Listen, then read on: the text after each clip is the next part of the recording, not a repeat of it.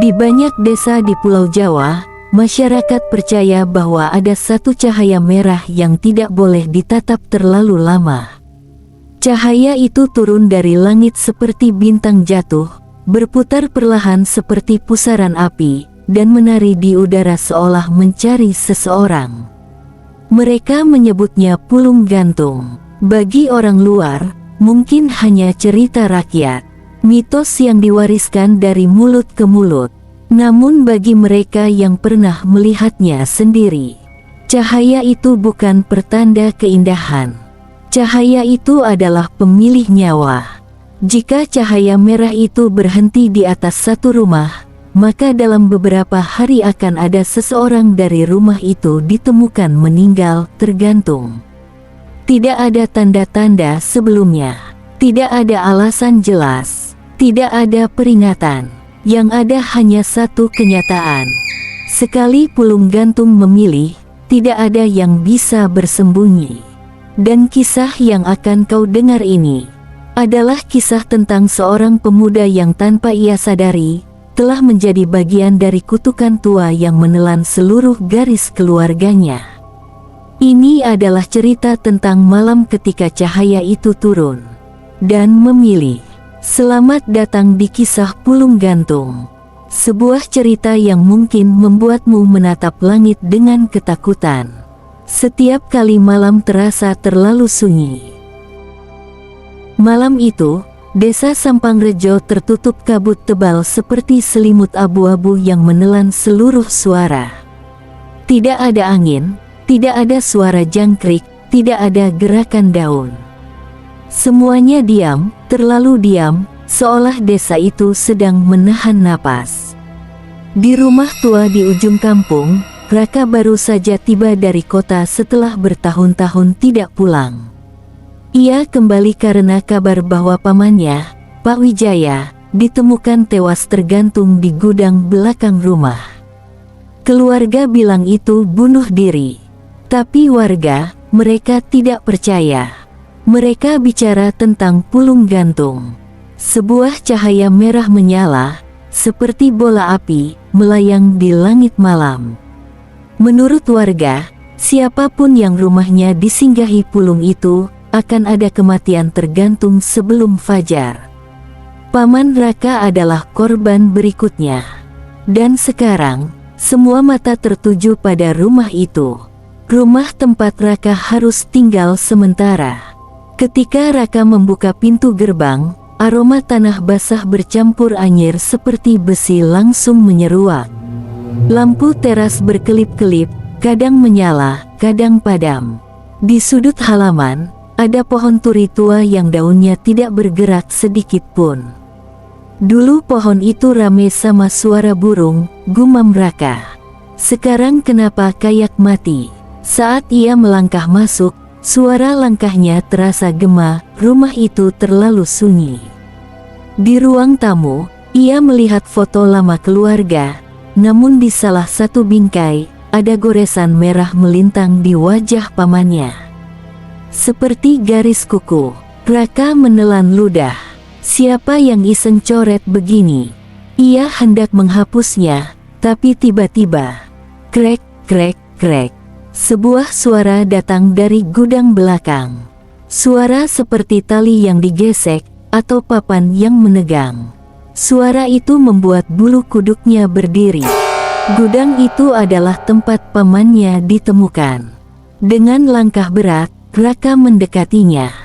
Pintu gudang terbuka sedikit, berayun pelan meski tidak ada angin. Raka melihat sesuatu menggantung di tengah ruangan. Ia memicingkan mata. Bukan tali, tapi bayangan hitam menggantung, bergoyang pelan, seperti seseorang tergantung tak bernyawa.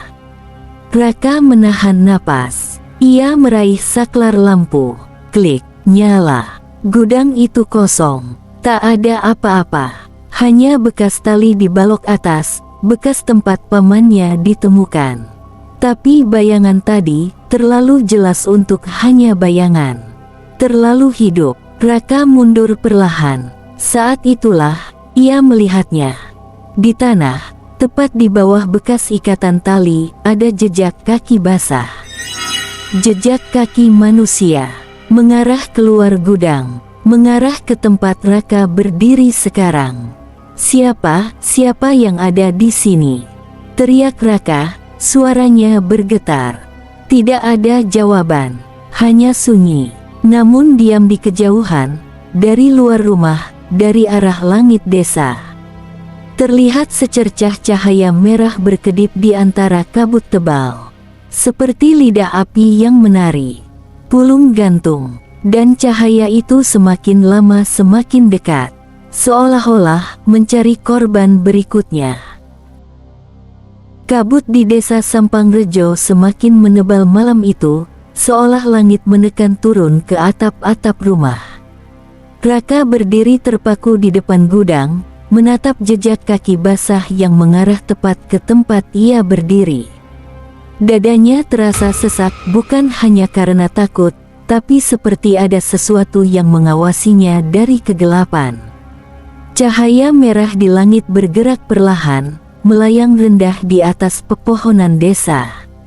Pulung gantung, pertanda maut, dan cahaya itu menuju arah rumahnya.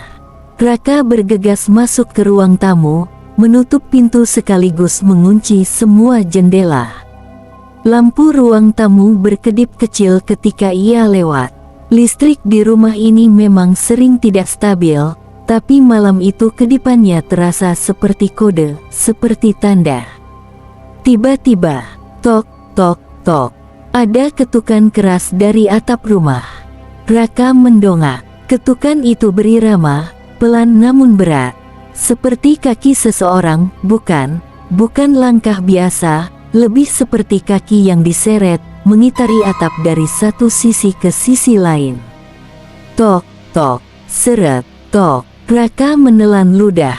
Burung, kucing, pikirnya. Tetapi bayangan-bayangan gelap bergerak di sudut rumah. Cahaya lampu redup membuat apapun tampak lebih tinggi, lebih kurus, dan lebih panjang dari bentuk manusia normal. Suara dari atap berhenti.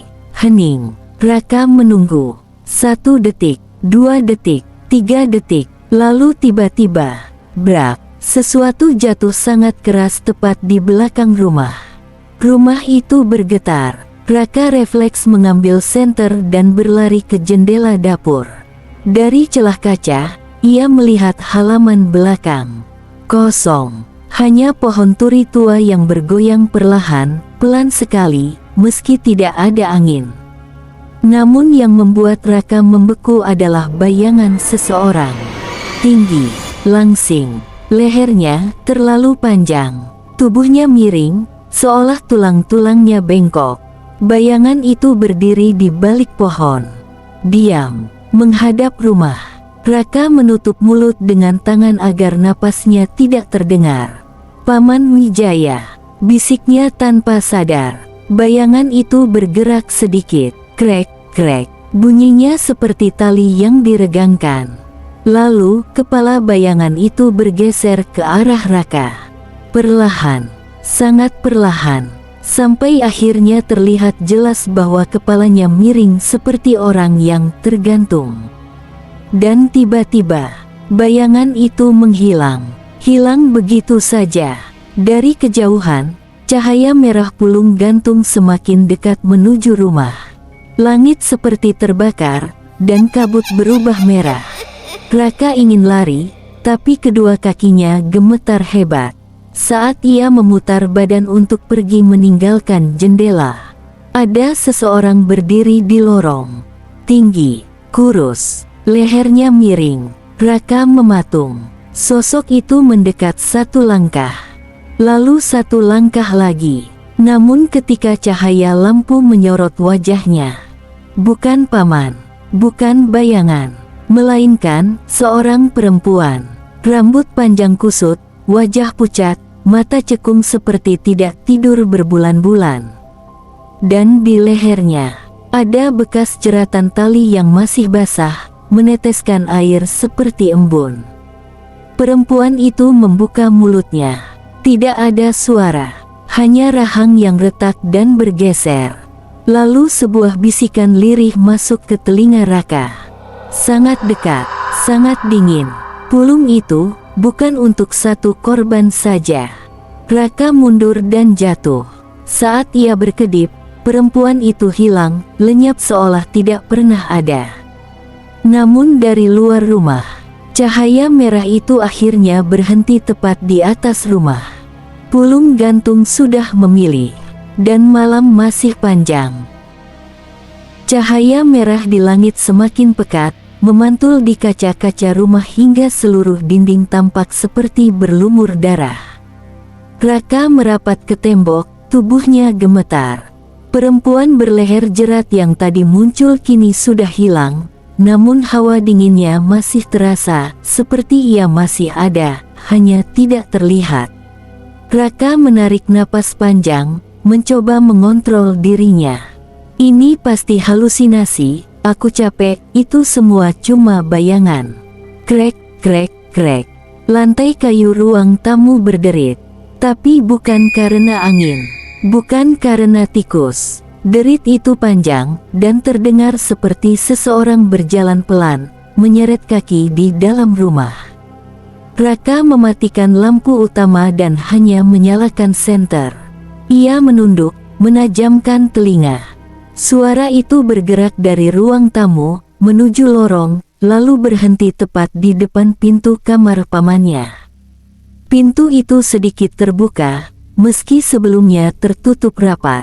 Raka mendekat perlahan. Senter di tangannya tremor saat ia memegang gagang pintu kamar.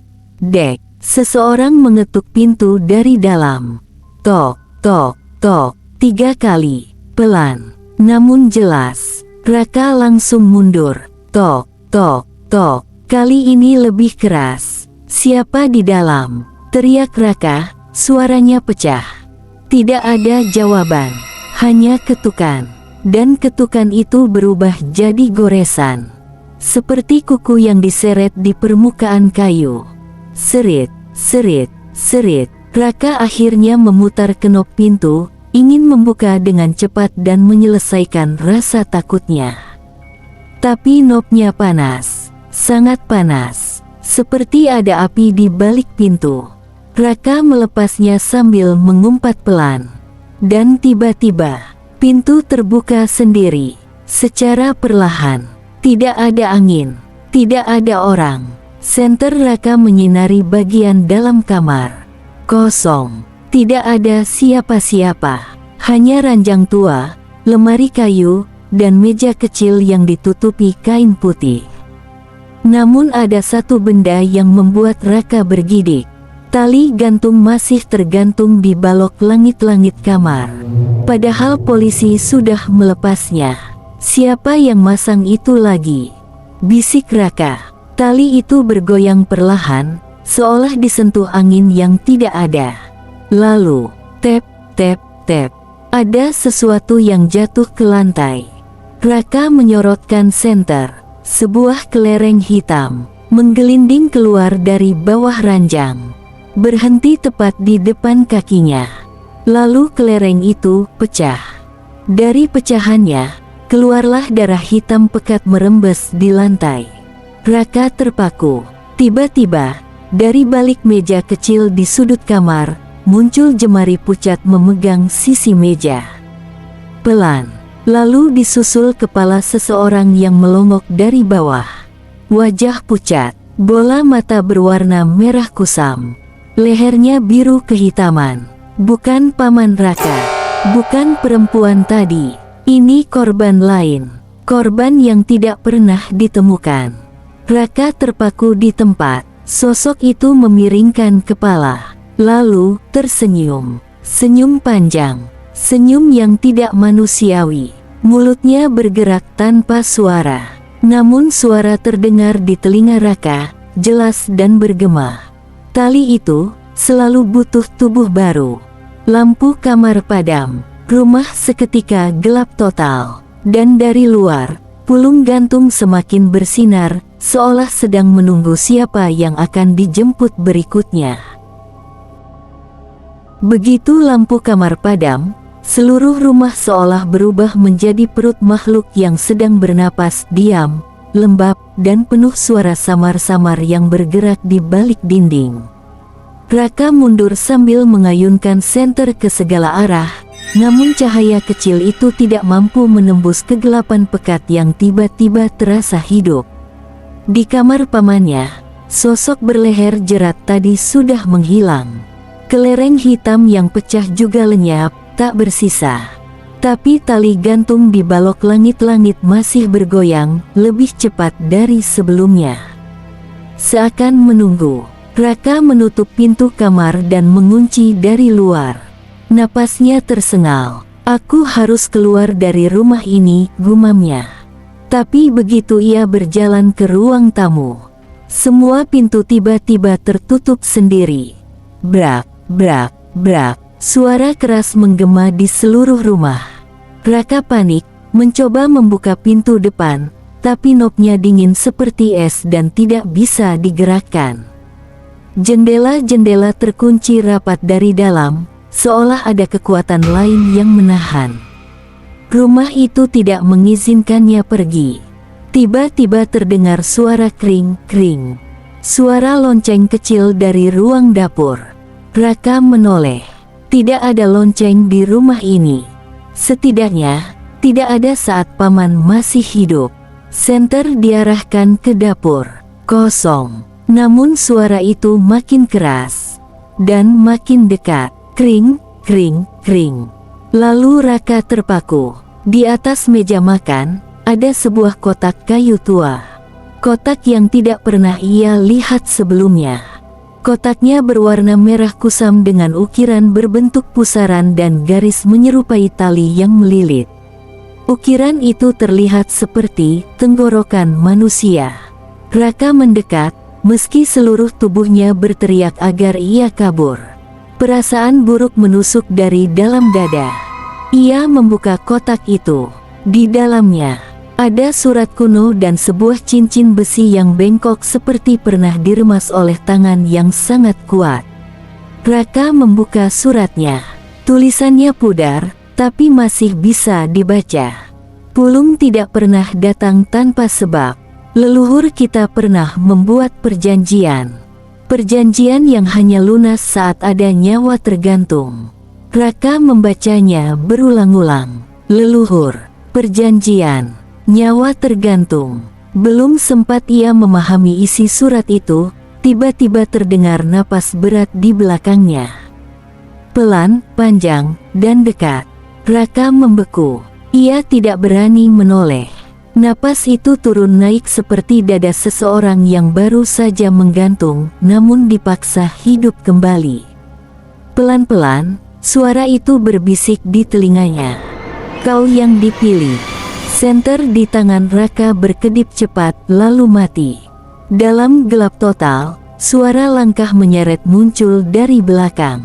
Sangat dekat, sangat lambat. Raka menahan teriakan. Kemudian dari luar rumah, suara duo menggelegar, seperti sesuatu jatuh dari langit. Kabut merah menyelimuti seluruh halaman.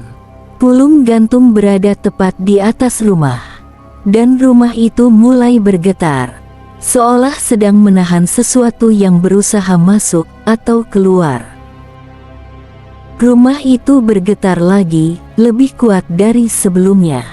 Debu jatuh dari atap, gelas di rak dapur bergetar, dan dinding tampak bernafas, mengembang dan mengempis seperti dada makhluk raksasa. Raka meraba-raba meja dapur mencari senter atau korek api. Tangannya gemetar hebat. Di luar sana, cahaya merah dari pulung gantung menyinari jendela, membuat bayangan-bayangan panjang menari di dinding. Bayangan itu tidak mengikuti gerakannya, mereka bergerak sendiri. Kemudian, plak, sesuatu jatuh dari arah loteng. Raka mendongak. Ada suara kriak seperti papan yang diinjak, lalu suara sesuatu yang diseret. Seperti tubuh. Tidak, seperti tubuh menggantung yang diseret oleh tali. Raka menutup telinganya, namun suara itu semakin jelas. Krik, seret, krik, seret. Tiba-tiba terdengar suara berat dari loteng. "Keluargamu belum lunas." Raka terhuyung mundur, menabrak kursi hingga terjatuh. Nafasnya tercekat. "Perjanjian, belum bayaran." Lalu suara itu berubah menjadi tawa serak. Hah, hah, hah. Tawa yang tidak manusiawi, bercampur bunyi tulang retak dan tali yang ditarik paksa. Raka menutup telinga sekuat tenaga. "Tidak, diam. Apa maunya kalian?" Namun suara itu malah semakin keras. "Bayar dengan yang terpilih." Raka bangkit dan berlari ke ruang tengah. Senter sudah patah karena terjatuh tadi. Rumah masih gelap, menyisakan kilatan cahaya merah dari luar. Ia meraba-raba dinding mencari sesuatu, apapun. Saat itulah ia melihatnya. Di lantai ruang tamu, tepat di bawah tangga menuju loteng, tergantung sebuah kaki. Kaki manusia, menggantung setinggi lutut dari lantai. Tubuhnya tidak terlihat, hanya kaki pucat yang terayun pelan-pelan. Raka mematung. Tubuhnya membeku seperti es. Lalu kaki itu perlahan turun, seolah ada tubuh yang menuruni tangga, tapi tetap menggantung, tidak pernah menyentuh tanah. Turun, turun, turun. Hingga akhirnya seluruh sosok itu terlihat. Tubuhnya tergantung, tapi tetap berjalan. Lehernya terjerat tali yang menegang sendiri. Dari mata, mengalir darah tipis. Raka langsung mundur, namun terperosok oleh sesuatu. Ia menoleh. Di belakangnya ada dua sosok lain. Juga tergantung, juga berjalan. Semua menatap Raka. Semua dengan leher yang patah. Semua dengan tali yang bergerak sendiri, seperti ular hidup. Apa maumu dari keluargaku?" teriak Raka dengan suara pecah. Ketiga sosok itu berhenti sekaligus. Lalu, serentak mereka menjawab dengan bisikan yang terdengar seperti banyak suara menyatu. "Leluhurnu ngajak pulung. Keluargamu wajib bayar. Lan saiki, giliranmu." Sebelum Raka sempat lari, rumah kembali bergetar keras, kali ini seperti ada sesuatu raksasa yang jatuh tepat di atap. Dari luar, cahaya merah pulung gantung membesar, meluas. Hingga seluruh rumah tenggelam ke dalam warna darah. Dan dari langit terdengar suara melengking. Seperti tali besar yang ditarik. Seperti ada sesuatu yang siap turun. Atap rumah Raka bergetar seperti hendak runtuh. Debu berjatuhan, suara duk-duk-duk terdengar seperti sesuatu yang berjalan di atas genteng, namun langkahnya aneh, tidak seperti kaki manusia. Terlalu berat, terlalu pelan, terlalu menyeret. Cahaya merah pulung gantung semakin terang hingga bayangannya menembus dinding, menciptakan siluet-siluet menyerupai tubuh-tubuh tergantung di setiap sudut ruangan. Raka terdesak ke pojok ruang tamu, napasnya memburu. Tiga arwah tergantung tadi kini berhenti beberapa langkah di depannya. Tubuh mereka yang menggantung terus berayun seolah ditiup angin tak terlihat. Tiba-tiba salah satu dari mereka mendongak. Lehernya patah semakin parah, hingga kepala itu hampir menempel pada punggung. Dari mulutnya keluar suara rendah, serak, namun jelas. "Pulung, wis teka." Lalu dari atap terdengar suara retakan besar. "KRRAAKKKK." Sebuah celah terbuka, genteng jatuh satu persatu. Angin panas masuk, bercampur bau anyir yang memuakkan. Raka menutup hidung, tapi bau itu menembus apapun, seperti bau mayat lama yang dijemur matahari. Dari celah itu, tali turun. Tali besar, tua, dan apabila diperhatikan dengan senter kecil yang masih berkedip, permukaannya bukan seperti serat, melainkan seperti anyaman rambut manusia. Tali itu bergerak sendiri, mencari. Raka ingin lari, tapi kakinya seolah terpaku lantai. Ketiga arwah itu perlahan menyingkir ke samping, memberi ruang, seolah menyambut sesuatu yang akan turun. Dari atas, terdengar suara napas berat, seperti makhluk yang paru-parunya dipenuhi cairan. Hek, hek. Lalu muncul sesuatu, sebuah tangan. Tidak, bukan tangan manusia. Jari-jari panjangnya seperti tulang telanjang, namun ada potongan kulit yang menggantung seperti kain lusuh. Kuku-kukunya panjang dan hitam, melengkung seperti sabit. Tangan itu meraih atap, membuka celah lebih besar, dan pelan-pelan, kepala makhluk itu muncul. Matanya kosong, tidak ada bola mata, hanya dua lubang gelap yang memantulkan cahaya merah dari pulung gantung. Mulutnya sobek hingga ke telinga, dan dari sela-sela bibir kompangnya, suara itu keluar. Sing, kudu, digantung, wis ketemu. Raka akhirnya bisa bergerak meski hanya mundur sedikit. Lututnya bergetar hebat. Jangan ambil aku, teriaknya dengan suara pecah. Makhluk itu menurunkan tubuhnya perlahan, dan kini tampak jelas bahwa seluruh perutnya bolong, isinya kosong seperti karung kulit. Tali rambut tadi bergerak ke arah Raka, mengelilingi kakinya pelan, seperti ular yang memastikan mangsa tidak lari.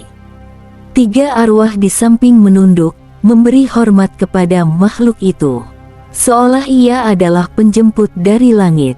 Makhluk itu mendekat, suaranya lebih jelas, lebih dingin. Utang keluargamu, wes suwe. Saiki, giliranmu yang digawa muli. Tali itu naik sedikit, mulai melilit kaki Raka, menuju pinggang. Raka menjerit, rumah bergetar semakin keras. Lampu mati hidup, mati hidup. Cahaya merah menelan seluruh ruangan.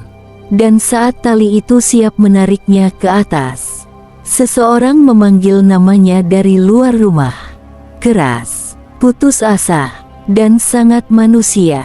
Raka, buka pintunya. Raka tersentak, tali di kakinya berhenti bergerak. Makhluk itu menoleh perlahan ke arah pintu. Ketiga arwah itu ikut menoleh. Seseorang terus memukul pintu dari luar. Suara yang Raka kenal, tapi tidak mungkin. Karena suara itu milik orang yang seharusnya sudah mati. Pintu rumah terus digedor keras dari luar. Duk, duk, duk. Raka, bukain pintunya. Raka mengenali suara itu. Suara yang membuat seluruh darah di tubuhnya berhenti mengalir. Itu suara ayahnya. Ayah yang sudah meninggal 3 tahun lalu, tepat setelah sebuah cahaya merah turun di depan rumah nenek mereka. Ayah yang, menurut warga, diambil pulung gantung. Raka memejamkan mata, tubuhnya gemetar hebat. Tidak mungkin, itu pasti bukan ayah, itu pasti bukan. Namun suara itu kembali, kini lebih keras, nyaris seperti jeritan. Raka, buka, sekarang. Makhluk penjemput di atap tidak bergerak. Ia hanya menoleh ke pintu, kepalanya miring seperti anjing yang penasaran. Lubang matanya memanjang seolah melihat sesuatu yang tak bisa dilihat manusia. 3 arwah tergantung di sampingnya ikut menunduk, diam seperti menunggu perintah. Tali rambut yang melilit kaki Raka mengencang sedikit, kemudian mengendur, seolah juga menunggu keputusan sang penjemput. Lalu, pintu terbuka sendiri. Tidak didobrak, tidak dirusak. Pintu itu hanya terbuka perlahan, dengan suara berdecit panjang. Kriet. Dan siluet seseorang berdiri di luar. Tubuh tinggi, baju kelabu, kepala menunduk. Raka menatap tidak percaya. Napasnya berhenti. Itu, ayahnya. Tapi wajah itu tidak seperti manusia. Kulit pipinya sobek panjang, memperlihatkan gigi-gigi yang masih menempel. Matanya bolong seperti bekas dicongkel. Lehernya miring, seperti patah sejak lama. Dan ada tali di lehernya, tali lama yang putus separuh. Ayahnya melangkah masuk. Tubuhnya seolah diseret sesuatu, membungkuk tidak wajar. Dan begitu ia mendekat ke cahaya merah yang menelan ruangan, barulah Raka melihat jelas. Kakinya tidak menyentuh tanah. Ayahnya mengambang. Makhluk penjemput mengeluarkan suara rendah, gemuruh, seolah memberi peringatan. Ayahnya berhenti di tengah ruangan, mengangkat wajahnya yang rusak, lalu berbicara dengan suara yang telah hancur. Raka, ojo melu, aja manut sing jaluk nyawamu. Suaranya penuh ketakutan, penuh rasa memohon. Bukan suara roh jahat, tapi seperti suara orang yang mencoba menyelamatkan anaknya. Makhluk penjemput bergerak cepat. Tali rambut di tubuh Raka kembali mengencang kuat. Suara dari atas menggelegar. Wong iki wes duweke pulung.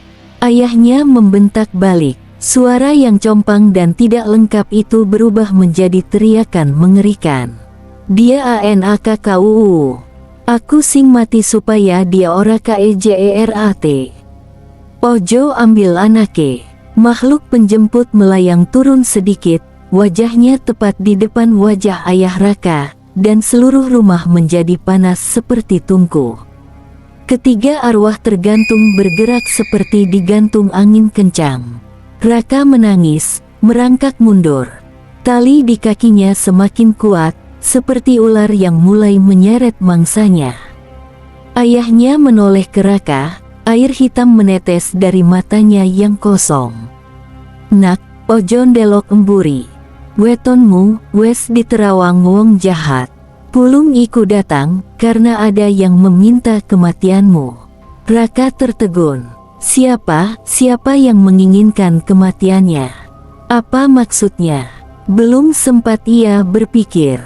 Makhluk penjemput menerjang ke arah ayah Raka. Dan untuk pertama kalinya, suara ayah Raka berubah menjadi pekikan paling menyayat yang pernah Raka dengar. LARII, nak. LARIISAKIKU. Suaranya terpotong. Tubuhnya disambar, dilempar ke dinding seperti kain lap. Cahaya merah memenuhi seluruh rumah. Makhluk penjemput menatap Raka. Dan kali ini, suaranya jelas, bulat, dan kejam. Wektumu, wis entek. Tali rambut itu melilit pinggang Raka. Dan menariknya ke atas. Tali rambut itu menarik tubuh Raka semakin tinggi. Ia berteriak, tangannya mencakar-cakar lantai, namun tak ada yang bisa diraih. Udara tiba-tiba terasa kosong, seperti seluruh oksigen disedot keluar dari rumah. Ketika tubuh Raka terangkat setengah meter dari tanah, makhluk penjemput menurunkan wajahnya yang tidak memiliki mata, hanya lekukan hitam dalam yang berdenyut seperti lubang hidup. Tiga arwah yang tergantung di sampingnya menggeleng-geleng pelan, seolah menandakan bahwa Raka adalah giliran berikutnya. Suara makhluk itu terdengar langsung di dalam kepala Raka. Sing jaluk nyawamu wes bayar. Iki, mung tinggal nebus janji. Tubuh Raka gemetar. Ia tidak bisa bernapas, tidak bisa menjerit, hanya air mata dan napas yang tersengal. Tapi di balik suara makhluk itu, ada suara lain. Suara langkah. Suara seseorang masuk ke rumah.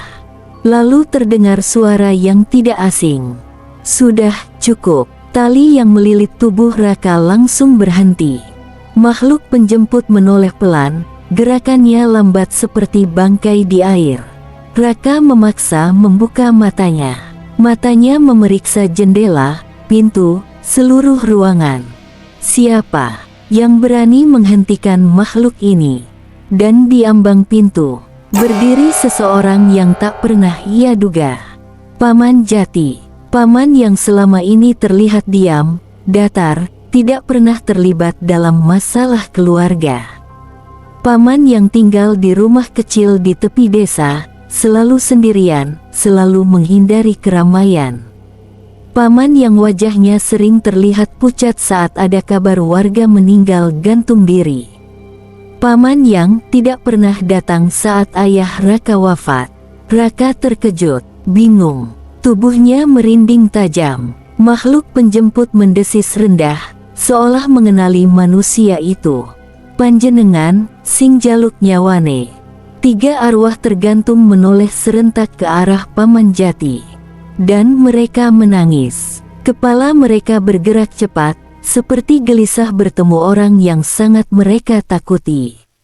Paman Jati melangkah masuk, menatap makhluk itu tanpa gentar.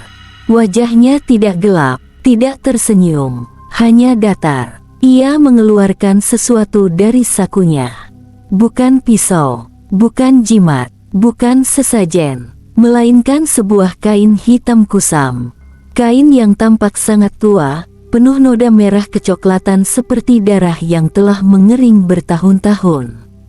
Makhluk penjemput langsung berhenti bergerak. Cahayanya redup. Suasana yang tadinya panas menjadi dingin seperti gua dalam tanah. Paman Jati membuka kain itu dan memperlihatkannya pada makhluk penjemput. Perjanjian itu belum lunas. Tapi bukan dia yang jadi tumbalnya. Aku masih punya 1 nyawa lagi. Raka merinding dari kepala sampai kaki. Ia tidak tahu apa maksudnya. Tidak mengerti apa hubungan pamannya dengan makhluk ini. Tapi makhluk penjemput menunduk. Gerakan itu seperti rasa hormat. Atau mungkin ketundukan. Suara makhluk itu terdengar gemetar. Panjenengan kudu nebus. Sadurunge wengi rampung. Tali rambut yang melilit Raka tiba-tiba longgar. Tubuhnya dijatuhkan ke lantai begitu saja. Brak. Raka terbatuk keras. Tubuhnya sakit semua, kepalanya berputar. Paman Jati menatapnya. Sorot matanya, bukan tatapan paman yang peduli. Bukan sosok keluarga yang ingin menolong. Tapi tatapan seseorang yang sedang menyembunyikan dosa bertahun-tahun. Kemudian Paman Jati berkata pelan, "Raka, kamu harus ikut aku." Raka menggeleng lemah, air matanya mengalir. "Paman, apa yang paman lakukan? Kenapa makhluk itu menyebut paman?" Paman Jati tidak menjawab. Ia hanya mengusap wajahnya sendiri. Napasnya berat, penuh beban. Di luar rumah, terdengar suara lain. Seperti angin kencang. Seperti seseorang yang sedang mengitari rumah. Tapi itu bukan angin. Dan bukan manusia. Itu suara pulung gantung berikutnya. Warna merah pekat menerobos masuk dari celah-celah tembok yang retak. Langkah Paman Jati terhenti. Wajahnya memucat. Ia berbisik lirih. "Waktu kita sudah habis." Dan dalam sekejap, seluruh rumah berubah menjadi merah darah. Rumah itu kini tidak lagi seperti rumah. Dinding-dindingnya memerah, seolah dilapisi darah segar yang masih menetes. Aroma besi dan tanah basah memenuhi udara. Pulung gantung yang baru muncul, lebih besar dari yang pertama. Tidak lagi berbentuk cahaya. Kini ia seperti bola merah hidup, berdenyut seperti jantung raksasa, dengan sulur-sulur panjang yang melayang di udara. Sulur-sulur itu bergerak liar seperti mencari mangsa. Raka berusaha merangkak, meski tubuhnya masih lemas. Ia ingin lari, ingin keluar, tapi dunia di luar rumah tampak kabur. Seolah rumah itu terperangkap dalam dimensi lain. Paman Jati berdiri di depan Raka, mencoba menghadang makhluk merah itu. "Aku, yang kau cari. Bukan dia." Suara Paman Jati bergetar, tetapi sorot matanya tegas. Pulung gantung berdenyut keras. "DUGUM. DUGUM." Setiap denyutan membuat lantai retak dan benda-benda di dalam rumah bergetar hebat. 3 arwah yang tergantung di langit-langit menangis sambil menatap paman itu. Mereka mengenalinya, dan suara mereka berbisik lirih. "Janji, janji, janji. Tumbal, tumbal." Raka merinding mendengar itu. Ia menatap pamannya, kini dengan rasa takut yang lebih besar. "Paman, apa yang Paman lakukan? Kenapa mereka menyebut Paman?" Paman Jati menutup mata. Air matanya menetes. "Raka, ini semua salahku." Raka terdiam. Paman Jati menarik napas panjang, lalu bicara dengan suara pecah. "Dulu, waktu ayahmu menikah dengan ibumu, aku marah. Karena aku juga mencintainya. Tapi ibumu tidak pernah tahu." Raka membeku. Tubuhnya terasa membatu. "Aku pergi ke orang pintar. Aku mencari cara agar ayahmu menjauh dari desa. Hanya itu niatku." Namun suara paman berubah menjadi parau. "Tapi aku tidak tahu bahwa orang pintar itu adalah perantara Pulung Gantung." Raka merasakan napasnya tercekat. Paman Jati menatap makhluk merah itu. "Aku diberi kekuatan, tapi dengan satu syarat." Paman Jati menunduk. Tubuhnya gemetar. "Untuk membayar kekuatan itu, setiap tahun, satu nyawa harus tergantung." Raka muntah mendengar kalimat itu. Ayahnya adalah salah satu tumbal. Salah satu yang dipilih. Paman Jati meneruskan.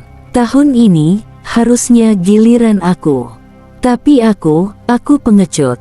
Aku lari. Dan Pulung Gantung memilih orang terdekatku sebagai pengganti." Raka kini menangis tanpa suara.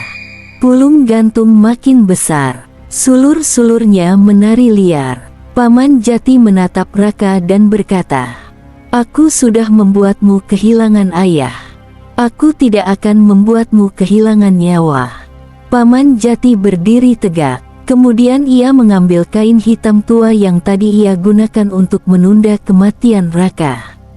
Ia menggenggamnya erat. "Pulung Gantung, aku menyerahkan diriku. Ambil nyawaku, tapi lepaskan dia." Dunia hening, sangat hening. Sulur-sulur Pulung Gantung berhenti. Bola merah itu berdenyut pelan. Kemudian, sulur terpanjang bergerak dan meraih Paman Jati. Raka berteriak, "Tidaak, Pamaan." Paman Jati menatapnya untuk terakhir kalinya. Wajahnya penuh penyesalan, tapi juga kelegaan. "Maafkan aku, Raka." Sulur itu membelit leher Paman Jati, dan dalam sekejap, menggantungnya ke langit-langit. Boom. Rumah kembali ke bentuk semula. Tidak ada darah, tidak ada arwah, tidak ada makhluk merah. Hanya tubuh Paman Jati, diam, tergantung, dan Raka, bersimpuh di lantai. Menangis sampai suaranya habis. Di luar rumah, suara angin berhembus pelan. Seperti bisikan, seperti suara peringatan. Janji sudah lunas, tapi kutukan belum berakhir.